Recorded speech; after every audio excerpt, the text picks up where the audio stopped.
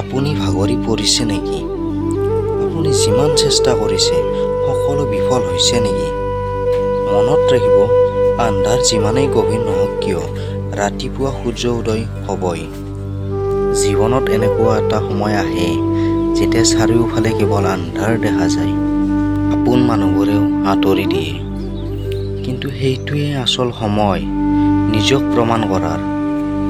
কঠিন সময়ে আমাক ভাঙিবলৈ নাহে, আমাক শক্তিশালী কৰিবলৈহে আহে।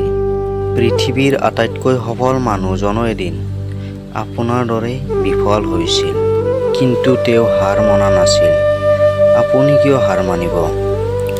আজি আপোনাৰ দিন বেয়া চলিছে, জীৱনটো বেয়া হোৱা নাই। নিজৰ ওপৰত বিশ্বাস ৰাখক আৰু কাম কৰি যাওক।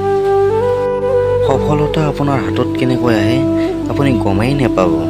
আৰু এদিন চাব, সেই সফল মানুহৰ ভিতৰত আপুনি একমাত্ৰ হৈ পৰিব।